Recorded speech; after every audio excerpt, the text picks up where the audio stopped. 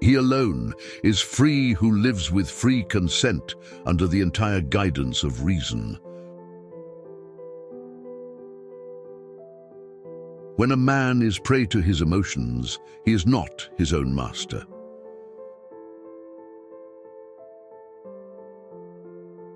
The religious geniuses of all ages have been distinguished by this kind of religious feeling, which knows no dogma and no God, conceived in man's image.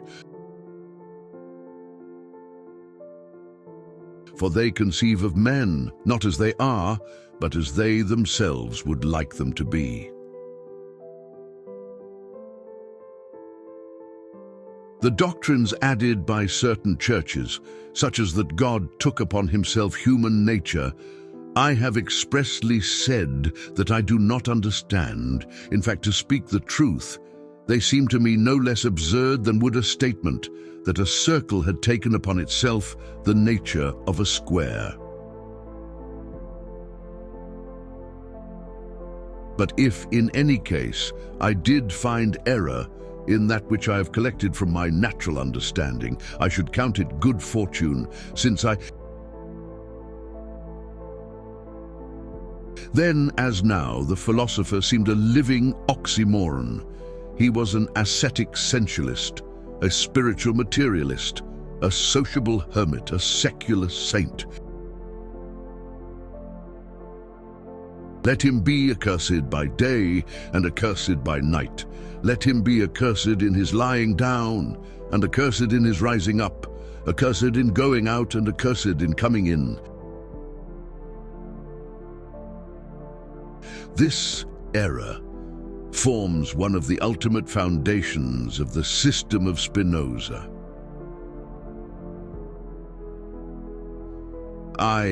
Lest I confound the divine nature with the human, do not assign to God human attributes.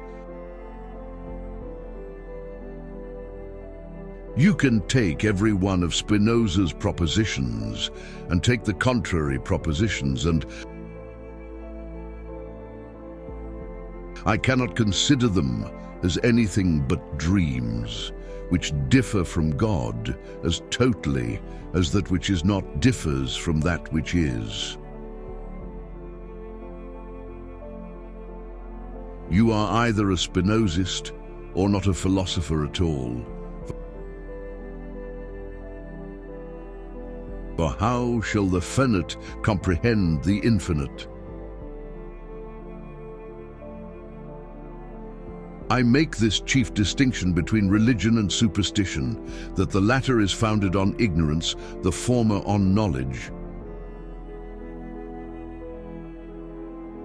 Philosophers conceive of the passions which harass us as vices, into which men fall by their own fault, and therefore generally deride, bewail, or blame them or execrate them if they wish to seem unusually pious. It was not until the 12th century of our era that the Pentateuch as a whole was subjected to rational scrutiny.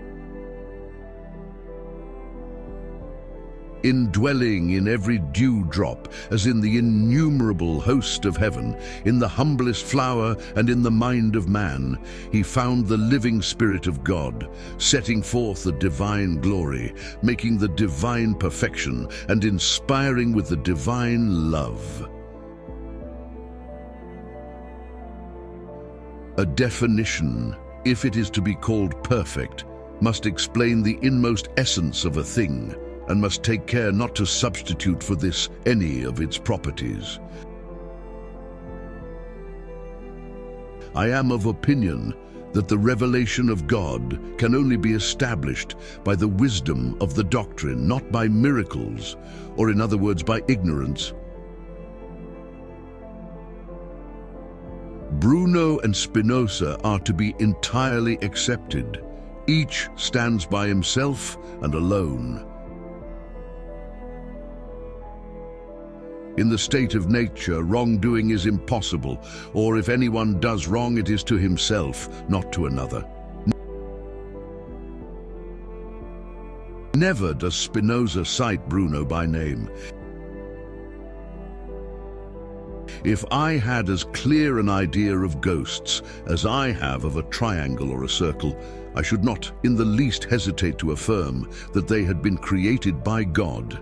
But as the idea I possess of them is just like the ideas which my imagination forms, God's will is eternal and has never been indifferent. Hence, the world is a necessary effect of the divine nature. The truest vision ever had of God came, perhaps, here. My opinion concerning God differs widely from that which is ordinarily defended by modern Christians, for I hold that God is of all things the cause immanent, as the phrase is, not transient. I am utterly amazed, utterly enchanted. I have a precursor, and what a precursor! Through the 17th and 18th centuries, Bruno's ideas were widely imparted, borrowed, sounded, almost never, though, with the name Giordano Bruno attached to them. Perfection and imperfection are names which do not differ much from the names beauty and ugliness. Nature offers nothing that can be called this man's rather than another's, but under nature everything belongs to all, that is, they have authority to claim it for themselves. If slavery, barbarism, and desolation are to be called peace, men can have no worse misfortune. Woe to him who in passing should hurl an insult at this gentle and pensive head. He would be punished, as all vulgar souls are punished, by his very vulgarity, and by his incapacity to conceive what is divine. Spinoza avers that blessedness comes only from a certain kind of knowledge, specifically the knowledge of the union that the mind has with the whole of nature.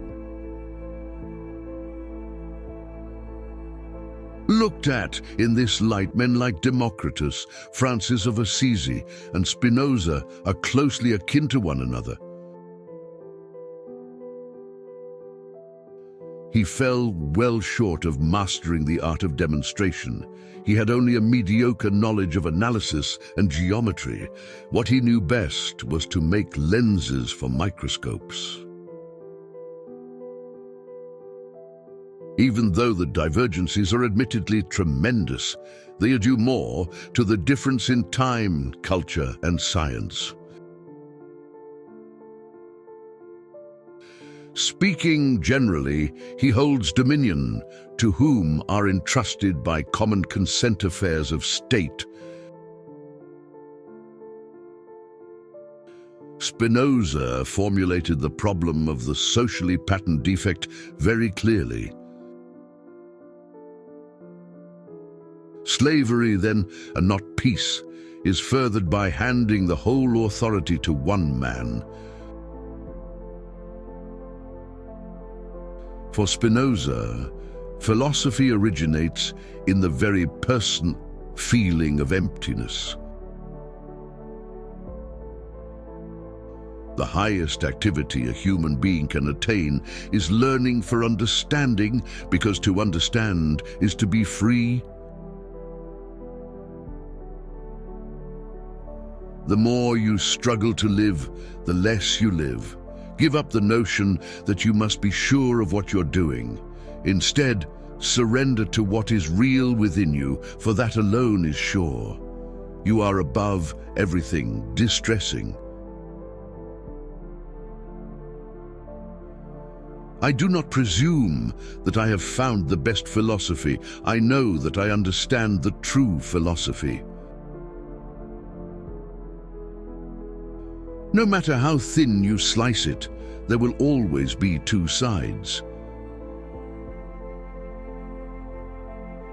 If you want the present to be different from the past, study the past.